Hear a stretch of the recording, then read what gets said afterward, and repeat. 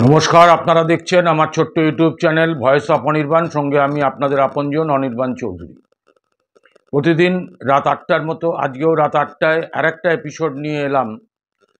সেই এপিসোডটায় থাম্বনেইলে আপনারা অবশ্যই দেখেছেন যে আলিমুদ্দিন স্ট্রিটে রিপোর্ট এসেছে বিভিন্ন জায়গা থেকে, এবং আলিমুদ্দিন স্ট্রিট সেই রিপোর্ট নিয়ে কাটাছেঁড়া শুরু করেছে এবং একটা খুব কড়া পদক্ষেপের দিকে যাচ্ছে আলিমুদ্দিন স্ট্রিটের নেতৃত্ব। প্রথমেই আমি আপনাদের কাছে এই আলোচনায় আসার আগে অনুরোধ করব, যারা এখনও চ্যানেলটাকে সাবস্ক্রাইব করেননি অনুগ্রহ করে সাবস্ক্রাইব করে পাশের বেল আইকনটাকে প্রেস করে অল অপশানটাকে রাখবেন, যাতে সমস্ত নোটিফিকেশান আপনাদের কাছে আসে। আর দ্বিতীয় কথা হচ্ছে, যে ফোন নাম্বারটা আপনাদের এখানে দেওয়া আছে এটা হোয়াটসঅ্যাপ নাম্বার, এখানে অযথা ফোন করবেন না। যদি কোনো এলাকার খবর থাকে ভিডিও করে পাঠান, আমরা আপনাদের সঙ্গে যোগাযোগ করে নেব। এবারে আসি আলোচনায়। গত নির্বাচনে, সাম্প্রতিককালে যে নির্বাচন হলো লোকসভা নির্বাচন, সেই নির্বাচনে বামেদের কার্যত ভরাডুবি হয়েছে। গতবারের থেকে ভোটের যে পার্সেন্টেজ সেটা যেমন খুব একটা বাড়েনি, পাশাপাশি আসনের দিক থেকে শূন্যই রয়ে গেল সিপিআইএম তথা বামফ্রন্ট। এখন সিপিআইএম নির্বাচনের পর দিন থেকেই এই যে বিপর্যয়, এই বিপর্যয়ের কারণ খুঁজতে তারা এরিয়া কমিটি, ওয়ার্ড কমিটি বিভিন্ন জায়গা থেকে রিপোর্ট নেওয়ার ব্যবস্থা করেছিল, এবং পাশাপাশি ভোটের সঙ্গে যারা যুক্ত, বিশেষ করে যারা পোলিং এজেন্ট ছিল, যারা কাউন্টিং এজেন্ট ছিল, যারা বাড়ি বাড়ি স্লিপ বিলি বন্টন করেছিল, এই রকম কিছু কর্মীদের কাছ থেকেও তারা রিপোর্ট সংগ্রহ করেছে। এর পাশাপাশি যারা বিভিন্ন দলের কর্মী, বামফ্রন্টের বা বামফ্রন্টের বাইরেও, তাদেরও কাছ থেকে কিন্তু অভিনব পদ্ধতিতে রিপোর্ট সংগ্রহ করেছে আলিমুদ্দিন স্ট্রিটের নেতৃত্ব। সমস্ত রিপোর্ট জমা পড়েছে ইতিমধ্যেই, প্রচুর রিপোর্ট জমা পড়েছে এবং ভয়ঙ্কর সেই রিপোর্ট। এই রিপোর্টগুলো শুনলে সত্যি অবাক লাগে।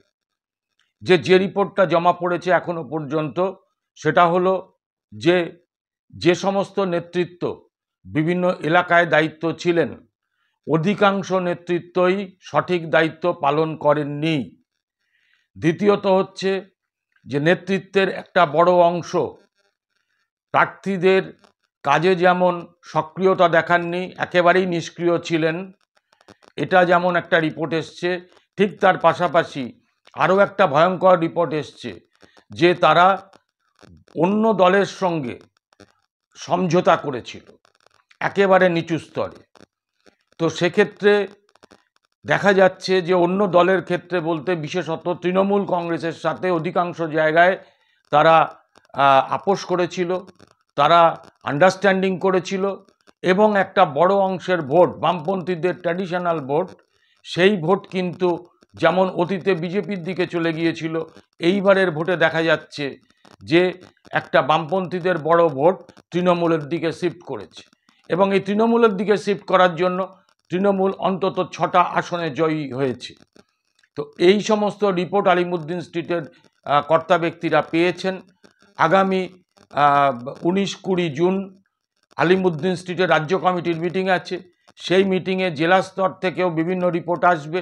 সব মিলিয়ে আলিমুদ্দিন স্ট্রিটের নেতৃত্ব অত্যন্ত ক্ষুব্ধ যে যাদের ওপরে দায়িত্ব দেওয়া হয়েছিল তারা দায়িত্ব পালন করেননি, তারা নিষ্ক্রিয় থেকেছেন, অনেকেই অন্য দলের সঙ্গে বোঝাপড়া করে তারা চলেছেন এবং তৃণমূলের দিকে ভোট শিফট করিয়েছেন। তো এই সমস্ত ব্যাপারে আলিমুদ্দিন স্ট্রিট পরিষ্কার সিদ্ধান্ত নিয়েছে, তাদের দলীয় যে গঠনতন্ত্র, দলীয় অনুশাসন অনুযায়ী তারা এটাকে বরদাস্ত করে না।